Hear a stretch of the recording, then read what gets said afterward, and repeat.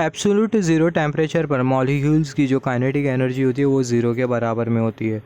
मगर अगर हम लोग एब्सोल्यूट ज़ीरो टेम्परेचर अगर नहीं कंसीडर करें तो उस केस में जो मॉलिक्यूल्स होंगे उनके पास कुछ काइनेटिक एनर्जी होगी। और जो मॉलिक्यूल्स की जो काइनेटिक एनर्जी के पीछे का जो रिस्पॉन्सिबल कॉज होता है वो होता है टेम्परेचर, जो कि हम लोग डिस्कस करेंगे काइनेटिक इंटरप्रिटेशन ऑफ टेम्परेचर के कॉन्सेप्ट में। तो यहाँ पर हमने कंसिडर किया एक सिस्टम। ये सिस्टम में कुछ मॉलिक्यूल्स है। ये हमने कंसिडर किया कंटेनर, और ये कंटेनर में हमने कंसिडर किया कुछ मॉलिक्यूल्स है। और ये जो कंटेनर है इसका कुछ टेम्परेचर है, और ये जो मॉलिक्यूल्स है इनके पास कुछ काइनेटिक एनर्जी है। अभी होता क्या है, ये जो कंटेनर का जो टेम्परेचर होता है वो हम लोग इंक्रीज़ करते हैं, तो टेम्परेचर इंक्रीज़ करने की वजह से होता क्या है, ये जो मॉलिक्यूल्स की जो काइनेटिक एनर्जी होती है वो इंक्रीज़ करती है। तो यहाँ पर टेम्परेचर किस तरीके से इंक्रीज़ हो रहा है, यहाँ पर हम लोग हीट प्रोवाइड कर रहे हैं। हीट प्रोवाइड करने की वजह से टेम्परेचर इंक्रीज़ हो रहा है। हमें पता है अगर कोई बॉडी का अगर टेम्परेचर इंक्रीज़ होता है तो उसके पीछे का जो रिस्पॉन्सिबल कॉज होता है वो होता है हीट। हीट के वजह से कोई भी बॉडी का जो टेम्परेचर होता है वो इंक्रीज़ करता है और डिक्रीज़ करता है। तो यहाँ पर हमने कंटेनर को क्यू हीट प्रोवाइड किया जिसकी वजह से इसका टेम्परेचर इंक्रीज़ हुआ। टेम्परेचर इंक्रीज़ होने की वजह से होगा क्या है, जो मॉलिक्यूल्स की जो काइनेटिक एनर्जी होगी वो इंक्रीज़ करेगी। तो ये मॉलिक्यूल्स की काइनेटिक एनर्जी इंक्रीज़ करने की वजह से होगा क्या, ये जो मॉलिक्यूल्स होंगे वो एक दूसरे के साथ ज़्यादा तेज़ी से टकराएंगे, और ये जो मॉलिक्यूल्स होंगे कंटेनर की वॉल के साथ टकराएंगे। और जब ये मॉलिक्यूल्स कंटेनर की वॉल के साथ टकराएंगे तो जो मॉलिक्यूल्स होंगे वो ज़्यादा से ज़्यादा फोर्स इम्पार्ट करेंगे, और वो फोर्स के साथ एसोसिएटेड जो प्रेशर होगा वो भी ज़्यादा से ज़्यादा होगा। तो यहाँ पर अगर हम लोग देखें जो मॉलिक्यूल्स की जो काइनेटिक एनर्जी होगी वो बराबर में होगी हाफ। यहाँ पर ये जो कैपिटल लेटर एम है वो हमें इंडिकेट कर रहा है total mass of the gas molecule, और यहाँ पर हमने कंसीडर किया आरएमएस स्पीड का स्क्वायर। तो यहाँ पर ये हमने रिलेशन कहाँ से मिला हमें, इसके बारे में हमने ऑलरेडी डिस्कस किया है RMS speed of a gas के कॉन्सेप्ट में। तो यहाँ पर अगर हम लोग देखें जो टोटल मास होगा गैस मॉलिक्यूल का वो तो कांस्टेंट होगा, और ये जो हाफ है वो भी है कांस्टेंट। तो यहाँ से हम लोग लिख सकते हैं जो काइनेटिक एनर्जी होगी वो प्रोपोर्शनल होगी आरएमएस स्पीड के स्क्वायर के साथ।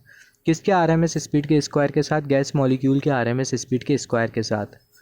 यहाँ पर हमने डिस्कस किया था जो काइनेटिक एनर्जी होती है वो किसके ऊपर डिपेंड करती है, टेम्परेचर के ऊपर। टेम्परेचर ज़्यादा होगा काइनेटिक एनर्जी ज़्यादा होगी, टेम्परेचर कम होगा काइनेटिक एनर्जी कम होगी। तो के की जगह हम लोग कंसिडर कर सकते हैं टेम्परेचर, और ये जो टेम्परेचर होगा ये फंक्शन होगा आरएमएस स्पीड का। तो यहाँ पर ये जो टेम्परेचर है वो किस तरीके का फंक्शन है गैस की आरएमएस स्पीड का, इसी के बारे में हमें डिस्कस करना है काइनेटिक इंटरप्रिटेशन ऑफ टेम्परेचर के कॉन्सेप्ट में। तो यहाँ पर हमने कंसिडर करते हुए चला है दो केसेस। यहाँ पर हमने कंसिडर किया केस नंबर 1 और यहाँ पर ये केस नंबर 2। दोनों केसेस में हमने कंसिडर किया कंटेनर, और जो कंटेनर का जो वॉल्यूम है वो सेम है, और दोनों केसेस में जो नंबर ऑफ मॉलिक्यूल्स है वो भी सेम है। केस 1 में जो टेम्परेचर है वो है T, और यहाँ पर केस 2 में जो टेम्परेचर है वो है T0। तो ये जो T0 है टेम्परेचर है वो ऐसा वैसा टेम्परेचर नहीं है, इसके बारे में हम लोग बात करेंगे, एक खास टेम्परेचर है। केस 1 में जो वॉल्यूम है वो है V, और केस 2 में भी जो वॉल्यूम है वो है V। केस 1 में जो प्रेशर है वो है P, और केस 2 में जो प्रेशर है वो है P0। सिमिलरली यहाँ पर ये जो P0 जो प्रेशर एक स्पेशल प्रेशर है, इसके बारे में हम लोग बात करेंगे। केस 1 में जो मॉलिक्यूल्स की जो आरएमएस स्पीड है उसको हमने कंसिडर किया V, और केस 2 में जो मॉलिक्यूल्स की जो आरएमएस स्पीड है उसको हमने कंसिडर किया V0। तो यहाँ पर अभी हम लोग ये जो T0 है टेम्परेचर और जो P0 है टेम्परेचर है इसके बारे में हम लोग बात कर लेते हैं। तो यहाँ पर ये जो T0 है टेम्परेचर है, it is the temperature at which water will be at the triple point. ये T0 है टेम्परेचर पर जो पानी होगा वो ट्रिपल पॉइंट पर होगा। अब ये जो ट्रिपल पॉइंट होता है कोई भी मैटर का, ये ऐसी वैल्यू होती है टेम्परेचर की और प्रेशर की जिस वैल्यू पर वो जो पर्टिकुलर मैटर होता है वो तीनों स्टेट में एग्जिस्ट करता है, मतलब सॉलिड में भी, लिक्विड में भी, वेपर में भी साइमल्टेनियसली। तो यहाँ पर ये ट्रिपल पॉइंट टेम्परेचर के साथ एसोसिएटेड, जैसे कि हमने डिस्कस किया, ट्रिपल पॉइंट टेम्परेचर के साथ एसोसिएटेड जो प्रेशर है वो है P0। तो यहाँ पर अगर हम लोग देखिए जो T0 है जो टेम्परेचर है वो है ट्रिपल पॉइंट वाला टेम्परेचर, और ये जो P0 जो प्रेशर है, just wait for a second, यहाँ पर ये जो P0 वाला जो प्रेशर है वो एसोसिएटेड है ये T0 टेम्परेचर के साथ जो कि ट्रिपल पॉइंट वाला टेम्परेचर है, या फिर हम लोग बोल सकते हैं ट्रिपल पॉइंट वाला टेम्परेचर है और ये जो प्रेशर है वो ट्रिपल पॉइंट वाला प्रेशर है। तो हमने डिस्कस किया आरएमएस स्पीड के गैस के कॉन्सेप्ट में, RMS speed of a gas हमने डिस्कस किया था प्रेशर वॉल्यूम दोनों का प्रोडक्ट, ये बराबर में होता है 1/3, और यहाँ पर ये कैपिटल लेटर एम, और यहाँ पर ये जो कैपिटल लेटर एम होता है वो हमें इंडिकेट करता है total mass of the gas molecule, और यहाँ पर हमने कंसिडर किया आरएमएस स्पीड का स्क्वायर। तो यहाँ पर ये वाला जो रिलेशन है इसको कंसिडर करते हुए यहाँ पर ये जो फर्स्ट वाला जो केस है उसके लिए हम लोग इक्वेशन बनाएंगे, और दूसरा वाला जो केस है उसके लिए भी हम लोग इक्वेशन बनाएंगे। तो अगर हम लोग फर्स्ट वाले इक्वेशन के लिए फर्स्ट वाले केस के लिए अगर हम लोग इक्वेशन बनाए ये वाले इक्वेशन के हेल्प से, तो हम लोग बोल सकते हैं प्रेशर वॉल्यूम दोनों का प्रोडक्ट ये बराबर में होगा 1/3, और यहाँ पर ये m total mass of the gas molecule in case number 1, और यहाँ पर ये जो v² है वो है RMS speed of a gas in case number 1। जैसे कि हमने डिस्कस किया था केस नंबर 1 में जो गैस की जो RMS स्पीड है वो है v।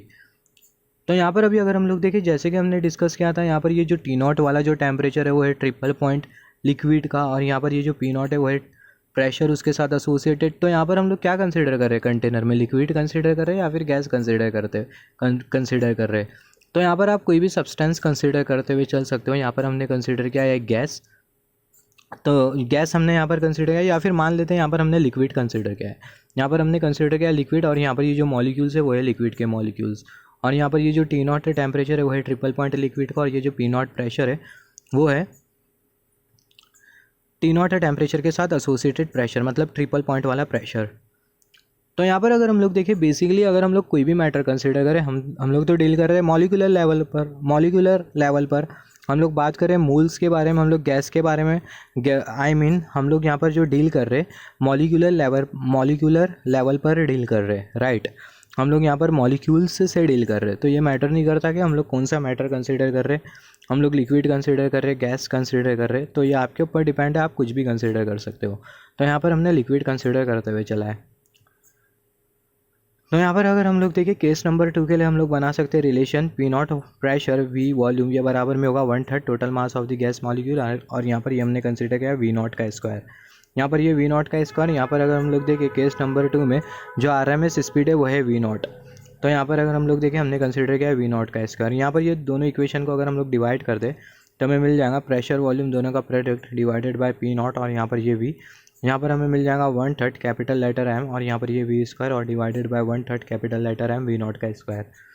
यहाँ से अगर हम लोग देखें 1/3 M और यहाँ से 1/3 M हमें क्या कैंसिल हो जाएगा, हमें मिल जाएगा P divided by P0 is equal to V² divided by V0 square. यहाँ पर हमने कंसिडर किया ये जो इक्वेशन हमें जो मिला वो इक्वेशन नंबर 3। अभी हम लोग कंसिडर कर सकते हैं as per the definition of absolute temperature scale. Absolute temperature scale के डेफिनेशन के हिसाब से हम लोग लिख सकते हैं P divided by P0 is equal to T divided by T0। तो यहाँ पर अगर हम लोग देखें यहाँ पर ये इक्वेशन है, इसको हमने कंसिडर किया इक्वेशन नंबर 4।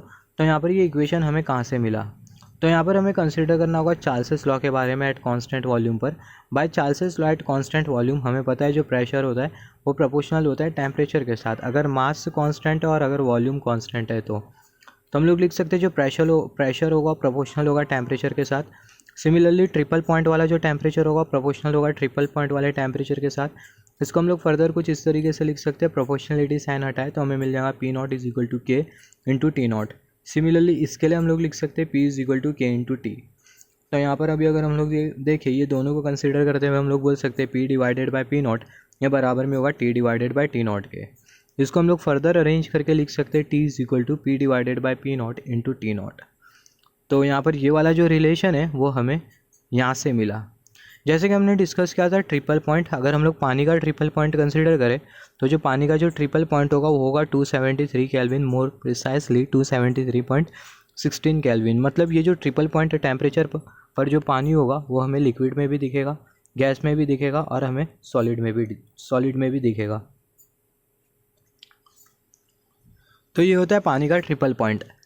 तो यहाँ पर अभी हम लोग क्या करेंगे, यहाँ पर ये जो इक्वेशन नंबर 3 और ये इक्वेशन नंबर 4 को अगर हम लोग कंपेयर करें तो हमें मिल जाएगा फ्रॉम इक्वेशन 3 एंड इक्वेशन 4 हमें मिल जाएगा T divided by T0 is equal to V² divided by V0 square. मतलब यहाँ पर अगर हम लोग देखें यहाँ पर ये P डिवाइडेड बाय P0 ये किस यहाँ पर हमने कंसिडर किया P डिवाइडेड बाय P0, और ये जो P डिवाइडेड बाय P0 है वो बराबर में T डिवाइडेड बाय T0 के। तो P डिवाइडेड बाय P0 की जगह हम लोग पुट कर देंगे T डिवाइडेड बाय T0, और ये V² और ये V0 square as it is होगा। तो हमें मिल जाएगा T divided by T0 is equal to V² divided by V0 square. यहाँ पर ये V² है क्या, ये है RMS स्पीड, और ये V0 स्क्वायर है क्या, ये है RMS स्पीड। हमने डिस्कस किया था केस नंबर 2 में। तो यहाँ से हम लोग लिख सकते हैं जो टेम्परेचर होगा प्रोपोर्शनल होगा RMS स्पीड के स्क्वायर के साथ। जैसे कि हमने डिस्कस किया था जो RMS स्पीड का जो स्क्वायर होता है प्रोपोर्शनल होता है काइनेटिक एनर्जी के साथ। तो यहाँ पर अगर हम लोग देखें या फिर बोल सकते हैं जो काइनेटिक एनर्जी प्रोपोर्शनल है RMS स्पीड के स्क्वायर के साथ। अगर RMS स्पीड का स्क्वायर ज़्यादा होगा तो काइनेटिक एनर्जी ज़्यादा होगी। तो यहाँ पर ये जो RMS स्पीड का जो स्क्वायर है वो बराबर में होगा K के। तो हम लोग लिख सकते हैं जो टेम्परेचर होगा प्रोपोर्शनल होगा के के। तो यहाँ पर अगर हम लोग देखें यही रिलेशन होता है काइनेटिक इंटरप्रिटेशन ऑफ टेम्परेचर का। ये रिलेशन हमें ये बोलता है temperature is proportional to total kinetic energy of all molecule, या फिर हम लोग बोल सकते हैं सारे के सारे मॉलिक्यूल्स की जो काइनेटिक एनर्जी होगी वो प्रोपोर्शनल होगी टेम्परेचर के साथ। अगर हम लोग टेम्परेचर को इंक्रीज़ करें तो जो काइनेटिक एनर्जी होगी सारे के सारे गैस मॉलिक्यूल की वो इंक्रीज़ करेगी।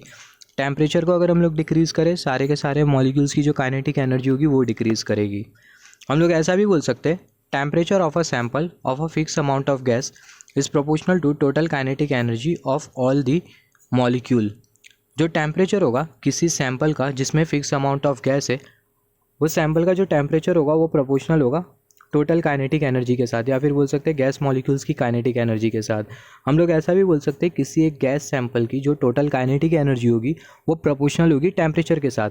अगर हम लोग टेम्परेचर को इंक्रीज़ करें तो जो टोटल काइनेटिक एनर्जी होगी वो गैस सैम्पल के मॉलिक्यूल की वो इंक्रीज़ करेंगी। टेम्परेचर को अगर हम लोग डिक्रीज़ करें तो जो टोटल काइनेटिक एनर्जी होगी वो गैस सैम्पल के मॉलिक्यूल की वो डिक्रीज़ करेगी।